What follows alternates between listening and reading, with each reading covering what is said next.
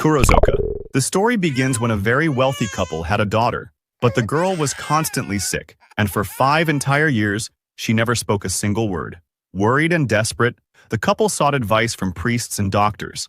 That's when they were told there was only one way to cure her. She had to eat the fresh liver of an unborn child. Hearing this, the couple immediately called for their loyal maidservant and gave her the responsibility of bringing back the liver. Thinking it could take a very long time to find a donor, the woman prepared herself for a long journey. Before leaving, she tied a protective charm around her own daughter's wrist and promised the couple that she would never return without the liver. The woman traveled for days, then months, then years, but she couldn't find a single family willing to sacrifice their child's life. Eventually, rage consumed her, and she decided that if no one would willingly give her the liver, then she would simply take it by force. She settled inside a cave in Adachigahara, Fukushima, and waited for pregnant women to pass by. Months passed, then years, until finally, one lonely pregnant woman walked down that path. In an instant, the maidservant leaped out of the cave and violently attacked her. First, she stabbed the woman to death, and then tore open her stomach, killed the unborn child, and ripped out its liver. But after doing all of that, her eyes suddenly fell upon the charm tied around the dead woman's wrist, and she froze completely. Because it was the very same charm she had once tied around her own daughter before leaving home. The realization shattered her mind so deeply that she went completely insane, transforming into a horrifying old yokai. She gained dark powers that allowed her to lure people toward her, and from that day on, she began calling travelers to her side, only to murder them one by one. The Red Room.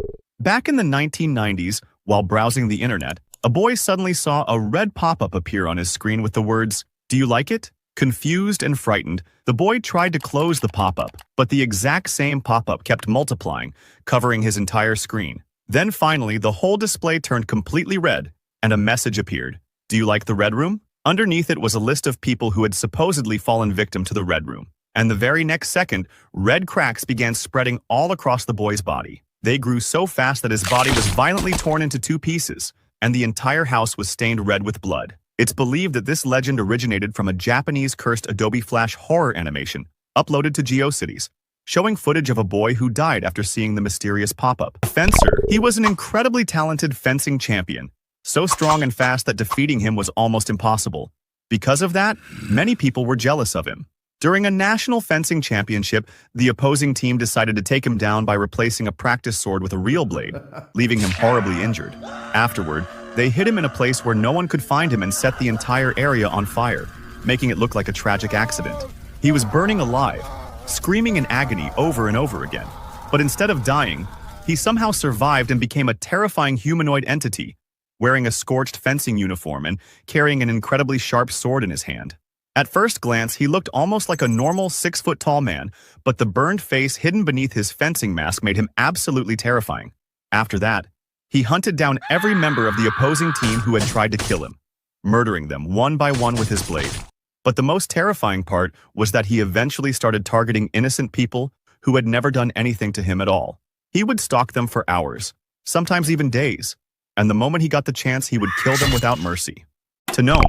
Late at night, a young man was walking home passing by an open field when suddenly he felt something strange behind him. He turned around, but there was nothing there. Then, the moment he took another step forward, something violently attacked him from behind.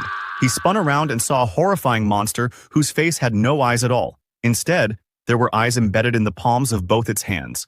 Barely escaping with his life, the young man ran to a nearby shelter and took refuge there, where the owner of the shelter told him that a few days earlier, an old blind man had been attacked in that very same field by 6 or 7 robbers. They beat him nearly to death and stole everything he had. As the old man lay dying in the grass, he filled with regret, saying, "If only I could have seen their faces. If only my eyes had worked. I wouldn't even care if my eyes were on my hands. I just wanted to see them." And in that moment, the blind man's hatred and regret gave him a terrifying rebirth. He returned as a yokai monster with eyes on his hands, just as he had wished for. But he was no longer human. His sense of smell had become so unnaturally powerful that he could track his victims just by scent alone. The very next night, the same young man finished work and nervously started making his way home again. But suddenly, the monster appeared right in front of him. The boy ran as fast as he possibly could and rushed into a nearby temple, begging the priest for help. The priest quickly hid him inside a large wooden chest and locked it shut. But the monster chased him all the way into the temple, and then it began loudly sniffing the air, searching for the boy's scent. From inside the chest, the boy could hear the creature sniffing as it slowly got closer and closer. And then suddenly, all the lights went out. The only thing could hear now was a sickening sucking sound, almost like a dog chewing and sucking the marrow out of an animal's bones. Then suddenly the sound stopped. Everything went completely silent. The priest rushed over and opened the lid of the chest, but inside, all that remained was the boy's empty skin. Nure Onna, near the border of Shimane Prefecture, a boy was fishing when suddenly a beautiful woman carrying a small baby walked up to him crying and begged him to hold her child for a moment. At first, the boy felt a little uneasy, but as he looked at the woman's tearful face and took the baby into his arms, she suddenly jumped straight into the river. Panicking, the boy started searching for her, but a few moments later, she slowly rose back out of the water.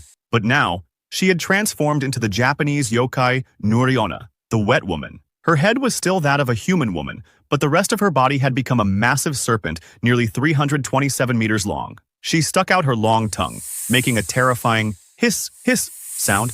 Terrified, the boy was just about to throw the baby down when suddenly the child transformed into a gigantic, heavy stone, pinning him violently into the ground. Then, Nure Onna stretched out her snake-like tongue and drained every last drop of blood from the boy's body.